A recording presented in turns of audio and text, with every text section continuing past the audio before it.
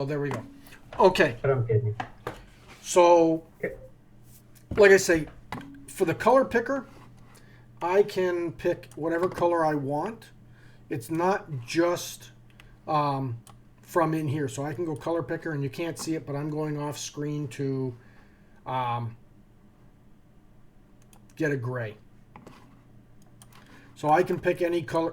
Whoops, it also helps if I hit OK. So that's what I'm going to do. Okay, so to start with, I'm just going to grab any material. And let's go with a hard shiny plastic gray. That doesn't show up very nicely, so we're just going to go with a orange. Now, if I come under my materials and I click on my hard shiny, what I want to do right off the bat is I'm going to make a custom material. I may not save it, but I want to be able to look down here and find it very easily, especially if I use multiple hard shiny, or if I use this base text shader again, I want to be able to find where it is. So I'm just going to come in here, and I'm just going to call it Rust. You know what? Let's call it Snap-on Rust, because that's the graphic I'm going to use. And then if I know I'm going to use this again, I'm going to save it. And this is something that is really important. Save your shaders. If you use it, make a shader that you like, save it. If you're making shaders if you're doing a rendering for a customer, save those shaders. It will save you so much time in the future, especially if they say, hey, we want this material, and it's one you've already done. You're not recreating it. You're going back and pulling it. Or you want that same shader but a different color for a different project, pull it back, find it. Okay, so really simply, so we've got a couple different things up in this area here. We've got properties, we've got textures, and we've got labels. Labels are basically graphics that are going to be applied. So it's exactly that, a label, a sticker. Textures are exactly that. What is that bump? What is that coarseness of it? And then you've got your colors and your diffuse. So what I can do is change my color this way. Or what I can do is I can click on it and I can bring a color in and have that assigned as a color. So there I've got my color, but let's say I didn't want that as my color. I want something else. Again, just simply open it. We're going to go grab the Rust.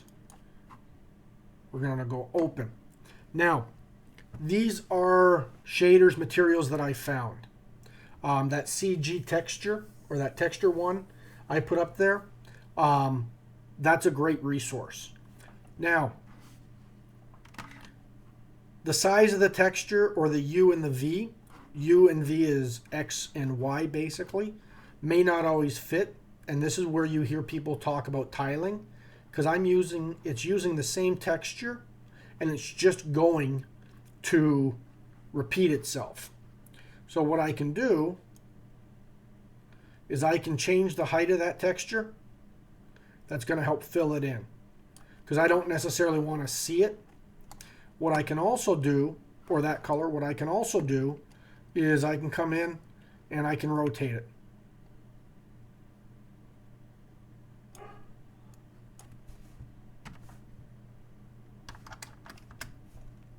So however I want to do it. Now, still fairly flat.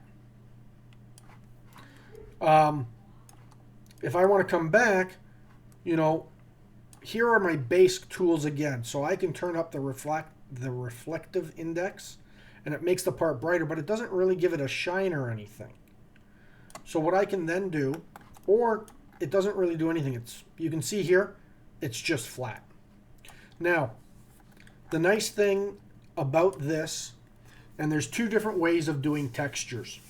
There is what's called bump mapping, and what that does is it basically takes that image.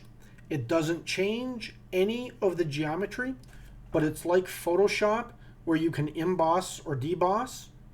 And then there's another one, and it's called displacement mapping. And what it will do is actually deform the material. What that does is a couple things. You can then actually 3D print it, and it'll have that texture in it. Or it will also give you much more realistic lights, highlights, and shadings because it's actually hitting a deformed surface. Ooh. That takes an extensive amount of render power in relative comparison to doing something flat like this. So just be aware of that. So here's what I want to do now. So I can also move this texture around. What was that called again that actually gave it a Displacement. displacement? Yeah, so just think about it like this. It displaces the surface. So I can move it around. I can make it larger, smaller. I can go back and reset everything. I can have it set to the model or specifically to the part. I always recommend the part. Mapping type. If I've got a box, or sorry, hold on. If I've got a plane surface, then I'm going to go with planar. If I have a sphere, hold on.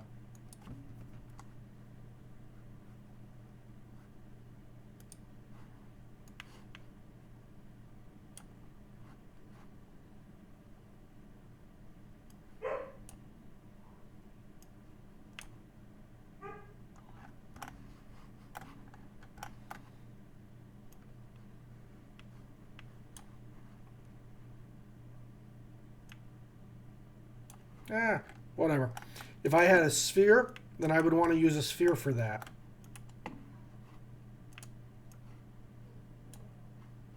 So you can see how planar, what planar does is it simply projects it onto a flat surface. So here it's just going to distort it. But if I come in and I go cylinder, it actually wraps it around it. I could also go box, and it's going to apply it on all four sides. So really, the mapping type is dependent on what your shape is like.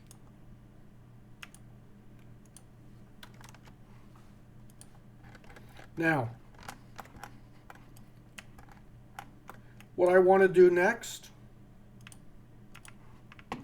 is we're going to come in. So we're at the properties, and that's your base, really. And then we're going to come in and we're going to do our textures. So we've got this image. We're going to come and do textures. We've already shown the diffuse. If I want, I can turn that off. We're going to come in and we're going to do texture. Now, for the sake of this, we're going to use the exact same material because we want to give that texture. So we're going to come in and go with bump. We'll turn that on. It automatic by clicking it gives us the spot. I'm going to grab that there. And now you can kind of see how all of a sudden it's giving that look. So let's just go like that. But it's pretty high. So let us come down here. Hold on one second. I usually use a different window for this. Oh, there we go, bump height. So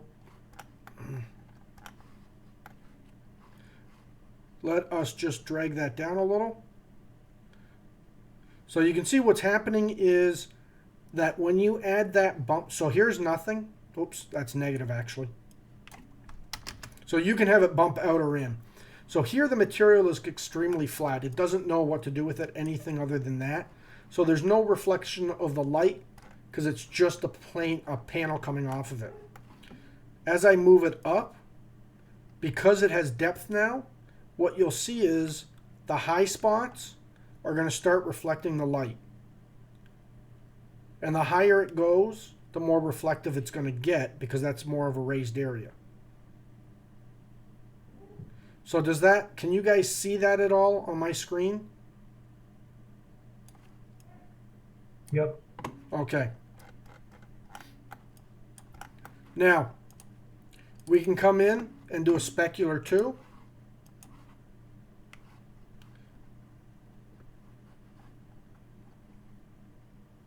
That'll allow us to just simply, where is it here, tweak it a little bit more or less to get a darkness, so that we're not actually having to adjust with the lights to get the settings. You could also come in and add opacity, and we're just using the exact same material. We could use whatever material we want. So you can kind of see the dark stuff is staying this way. The light stuff is, hold on, let me see. Yeah, so the dark is completely transparent. The brightest is the least transparent. If I want to reverse that, I can come in and I can, where is it? Am I on it? Yeah. Where is it here? I want to invert. Huh, I don't see my inversion. Oh, that's why. So here's color. I can inverse the colors. And now what you can see is that the dark stuff is the solid and the other stuff is clear. And you can see that when I go and I change the environment color. So you can kind of see how it's transparent behind there. Now that would be,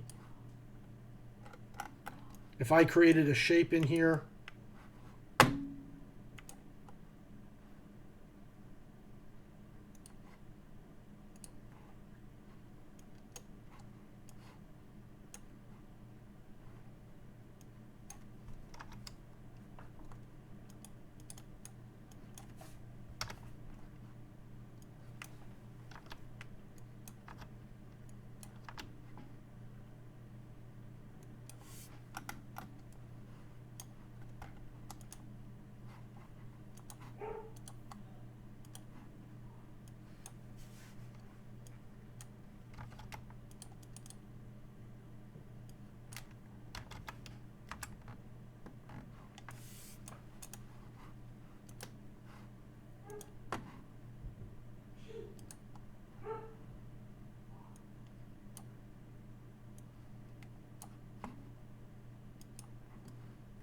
so there you can start seeing it. Now, if I don't want this image to control it, I can go back in and change this to a grayscale, because right now there's a whole lot of colors in that material.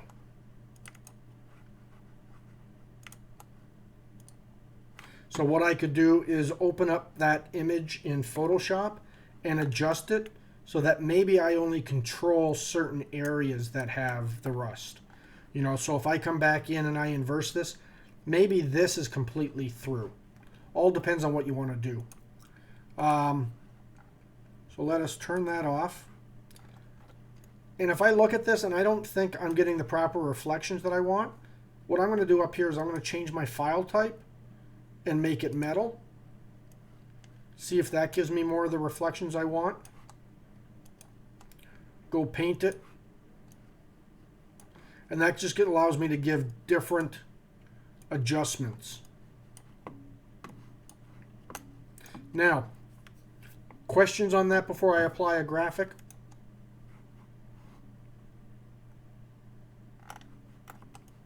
Okay, so and part of the reason I'm showing you this is those base shaders that you find are great.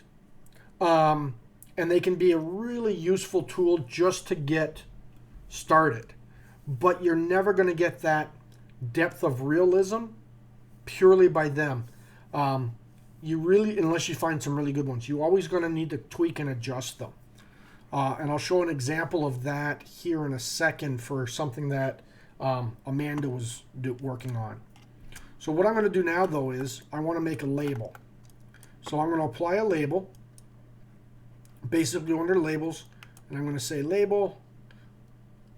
You can actually add texture to your label. You can actually add a label that has video. We're going to go with add material. Nope, that's not what I want to do. Add texture. Hold on.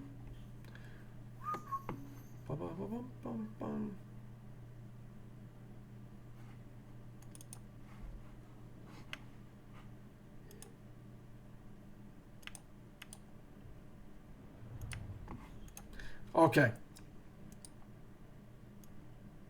So I've got a couple labels here, and I'll show you in a second why. So I'm going to click on the snap-on. That gives me my label right there. Now, same as before, I can move this around. I can scale it. I can move it. I can rotate it. So just like any part. So I can do this by dragging it around, or I can use my key numbers here. See how it comes all the way through? If I come down here, what it's basically saying is, hey, project it on two sides. If I turn this off to turn off the two-sided, it only projects it on the face that it's pointed to. So if I move it out this way, it doesn't do anything, but if I move it up and down, I can also flip it horizontally, vertically. I can repeat it so that if I want to do a banner or something,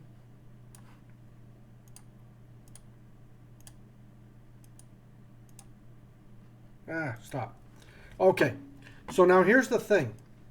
Almost all the graphics that we do, they have white backgrounds. It does not necessarily recognize a PNG with a transparent background. So what I need to do is come in, same thing. I want to find an opacity. So I want to make certain things transparent. But in order to do that, I need some file that is going to tell me what do I want to make transparent, what do I want to keep. So for this kind of one is I want to do a mapping. And basically what I want is what I'm going to block this out so that whatever is black or whatever is white is invisible. Now, in order to do that, what I did was went into Photoshop, took the Snap-on logo, and I basically cropped it out so that I had just the outline. This wasn't the one I used, it was the other one, but so I just had that. What that allows me to do is make a clear, distinct line of what I want to keep normal and what I want to keep transparent. So black is going to be 100% transparent. White is going to be 100% opaque. You can do really neat things. So for example, if I took this rust and I made it a series of grayscale, and maybe we'll do that here in a second. If I made that a series of, turned it into a grayscale, then I have a little bit different result on controlling it. So, with that said, it's the same as before. Let's bring in, we're going to come in here, we're going to go opacity, turn that on. We'll find that.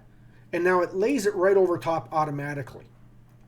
So you can see there, now we've got it stuck on. What we can also do, and let me see if I can do this a different way. I'm going to go to bump. Yes. So I can come in and I can say apply bump to my labels. So it automatically applies that texture onto your label. Now, if I wanted to, I could apply a completely different bump. your choice. But even though I do that, you can kind of see it's still flat. It doesn't have any depth to it. It looks like it does because that's the way the logo is designed or made. So what I can do is I can come in and go, where's my bump?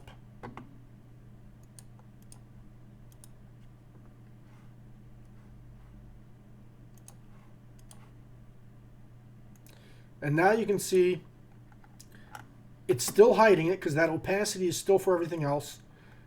You can see that it kind of raised out a little. Can you see that? So what we can do is come in and you can kind of see it comes out a little bit more.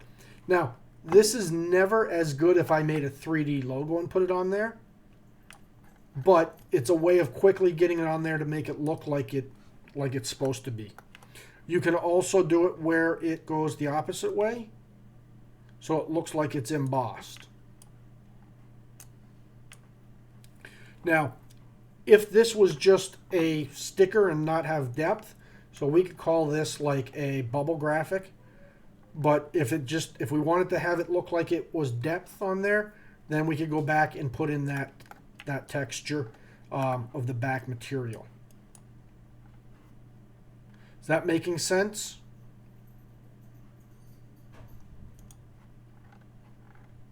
Silence is golden.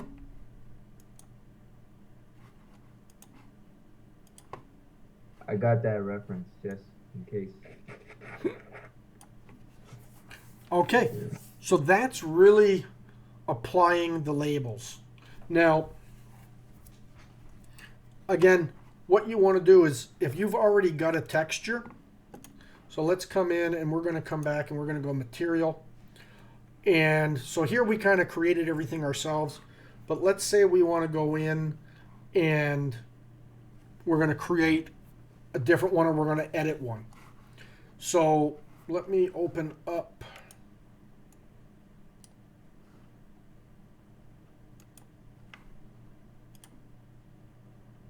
Okay, so Amanda, right? You're working on the acrylic or ceramic? Yes. Okay, so Amanda's product is the ceramic product that she's working on. Let's just go back here. We'll go to Workshare. Nope, it wasn't under Workshare. It was under General. Nope. I think it was under the resource one. Under the resource. So There you go. working on something like this, that's going to be pretty hard to find as is. Now, again, YouTube.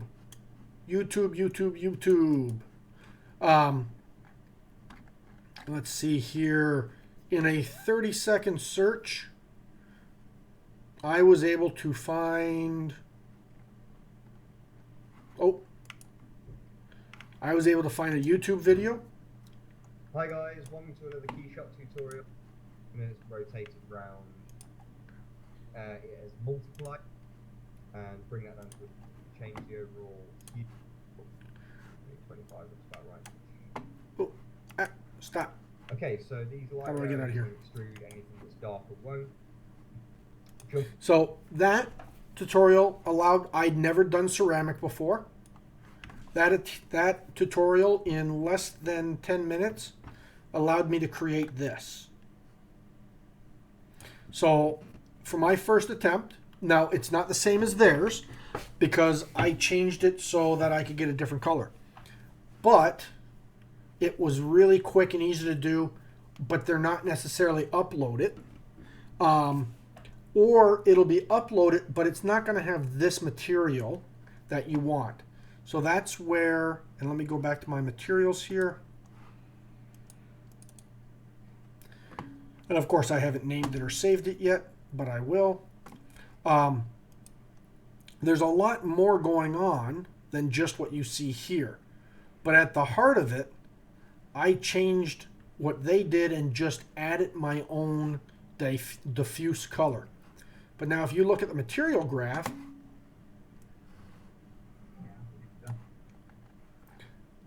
I tweaked what they did and I simplified it.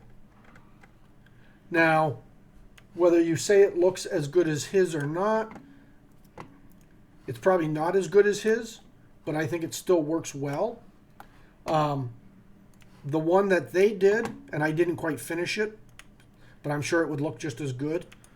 They've got considerably more control and a variety of things, but if you look at the complexity, they've got a lot of color adjustments. So if we were to move this, remove this, remove this, it's almost got the same numbers as I do, but with the way he set it up, you can get even more finite control.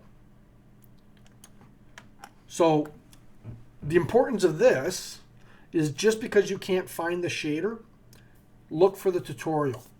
If you can't find the shader image or the material image that you want, go into Photoshop or find a Photoshop tutorial on how to make ceramic. Variety of things. But you can see here with exactly what I just showed you on that other is that we've got some nice texture. It's got a nice gloss sheen to it. Even though it's ceramic, I wanted to go with a paint because it gave me that shinier material versus doing a shiny plastic.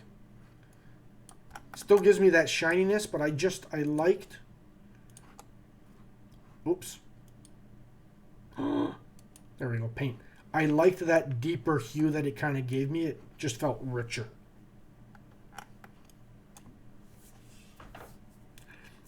Questions?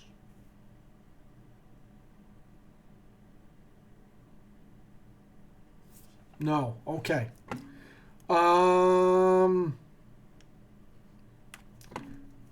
Have you all discovered that you can edit your environments?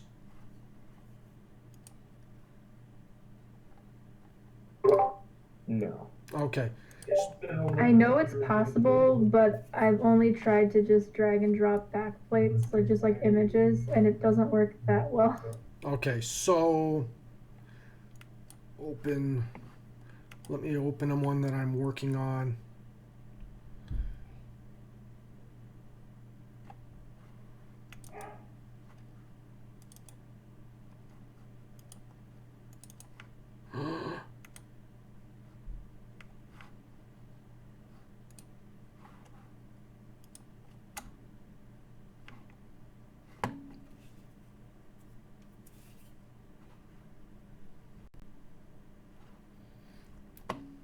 How can you use Fusion for that?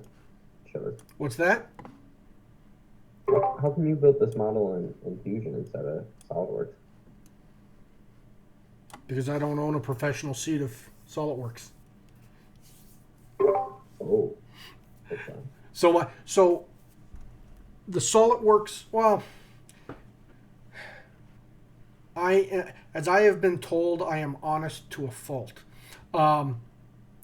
The seat of SolidWorks that we get from EAA or whatever it is, it says in the agreement that you're not supposed to use it for financial gain. So I really try to stick with that. Just because if you ever get caught, it's going to cost more than you made. If I've got enough work that I need a seat of SolidWorks, then I'll buy a legit one. So I try to avoid that. Now, Fusion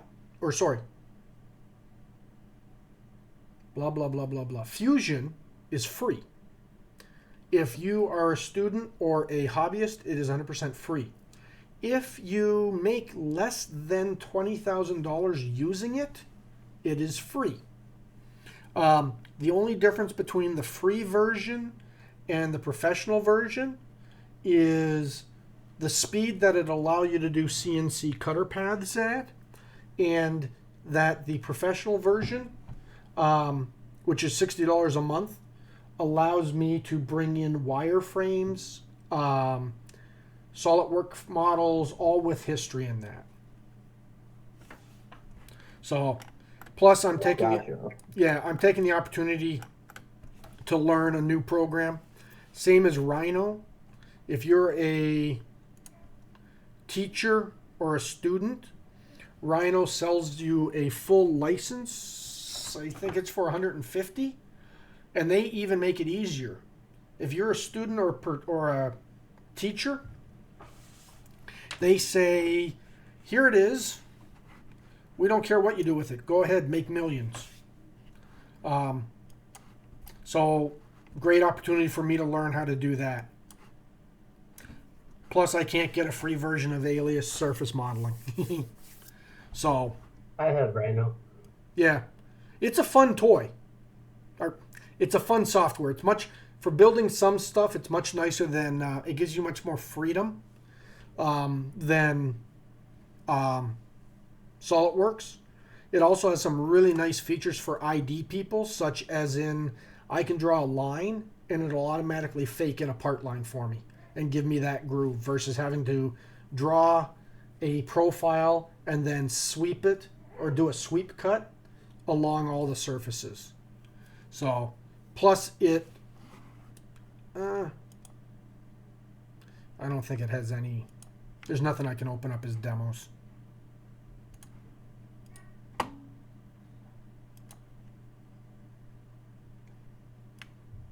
Oh yeah, I was trying to play with that. So anyways, sorry. You get me distracted there. So what I want to do is I want to show you how we can adjust your lightings. So we all know that if we come in here and we go to the environment, we've got a whole lot of different ones. Outdoors, indoors, and of course each one gives us the different reflections.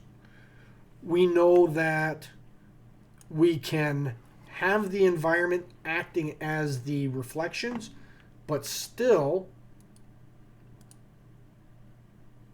have the background be a plain color, or have the background be a backplate image, which is basically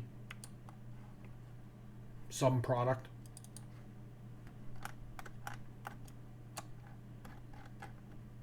Because that's your industrial deep fryer. So, you know what? Isn't there a kitchen? Oh, yeah.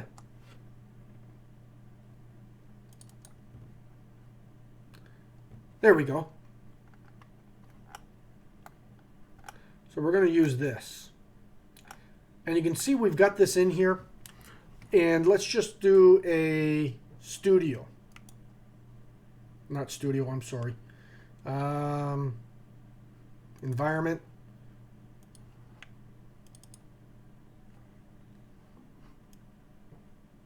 So I'm going to show you a few things. So we've got that. We're going to find the one that we kind of like the best.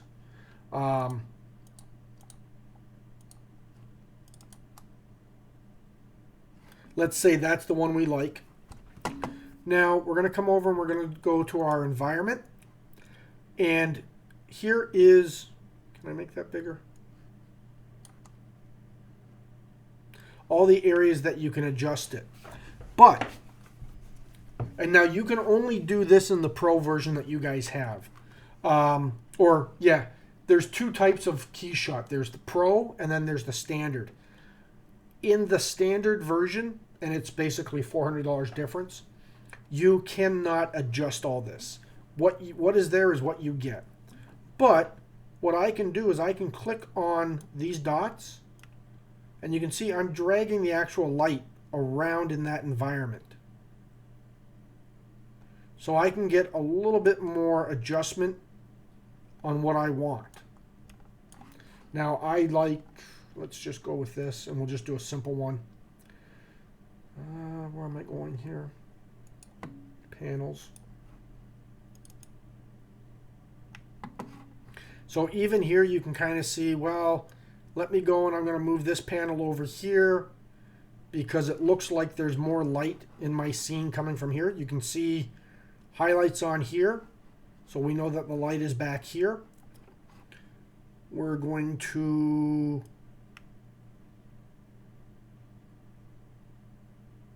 lower that down a little bit, and you can just keep kind of tweaking and adjusting. And what I'm doing is, you got to keep in mind too that these are 3 panels. So imagine 3 panels wrapped around this product that are showing light. So all I'm doing is, if I was in a studio, I'm having my assistant walk around with the panels to adjust the lighting. Now, then you can change and adjust the brightness, the size, and the rotation. But here's another trick. So you can do that, and you can get a little bit more definition, and you can play with it. Now, here's something that, shoot, am I going to be able to do this? Let me see. So I'm going to come in, and I'm going to go into my model. Hold on, environment. Okay, let's see if I can. Bear with me here. I want to see if I can figure something out quickly.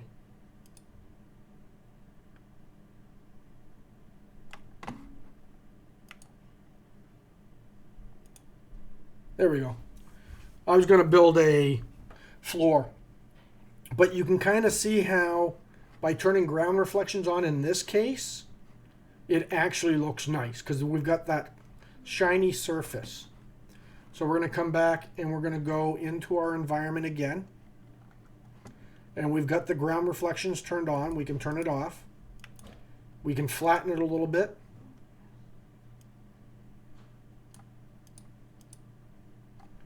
Why am I not being able to adjust that?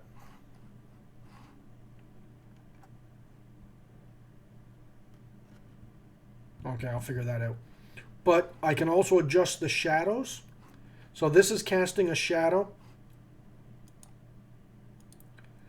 But rarely are things ever that dark. So you can see where it gets tight in there. So maybe we want to just adjust that a little bit.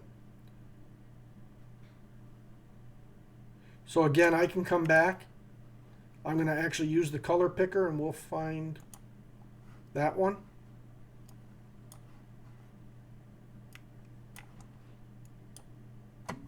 Let's see what occlusions does. It kind of softens up the edges. So you can really dive into just the environment and be changing a lot of things. Adjust your brightness if overall the lights are all too high. Now, I went over this once before, but one of the next things is, so we've got a free camera right now, and we can rotate this, and at all times it kind of looks pretty good. But if I do that, it doesn't look like it fits on there, and I could sit here and I could try to adjust it and move it around. What I'm going to do is I'm going to create a new camera.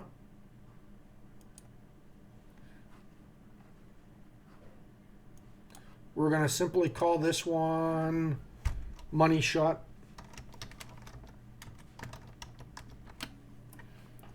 And what I'm going to do here is a couple things. So it's on perspective. Find out what my camera lens is that I want it to be. 35 to 55 usually. Much more than that, you can kind of see how there it starts looking like the perspective is going in the wrong direction. So I usually like to use a 50mm lens.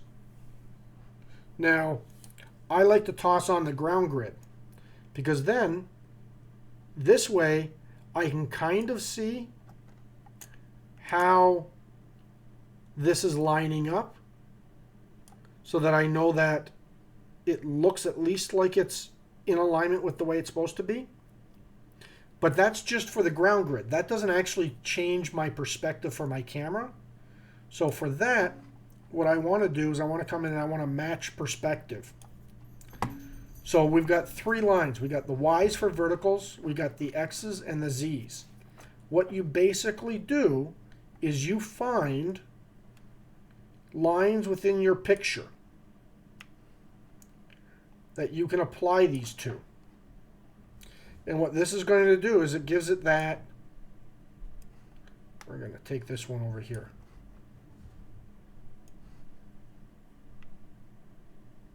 It starts showing the perspective, so 3-point perspective.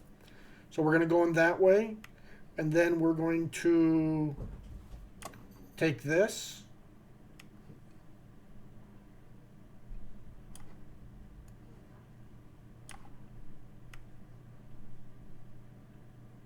And you can kind of see how it's going off right now, and the longer the lines, the more accurate it's going to get to be.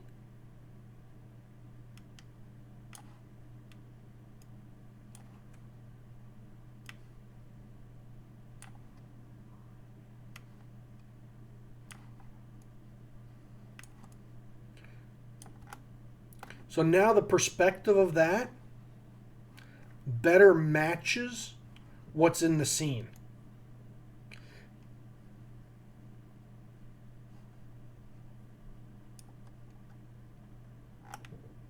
And then it's always nice, again, if you have something in your image that is a reference. So for this, we could say it's 6 inches high. If that's 6 inches high, or let's say that's 4 inches high, if that's 4 inches high and we know this is 12 inches high, then we can kind of figure out, 1, 2, 3. Okay, there it is. That's what we want. Or it needs to be larger. Now we could have done 2-point perspective as well.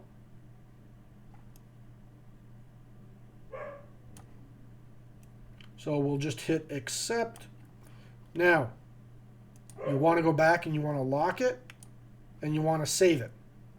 And then you always want to keep that locked. There's nothing worse than working and going, oh, I was on the wrong camera.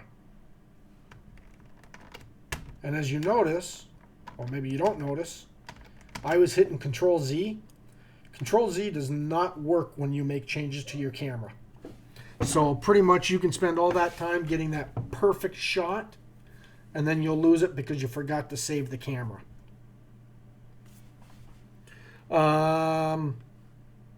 Questions?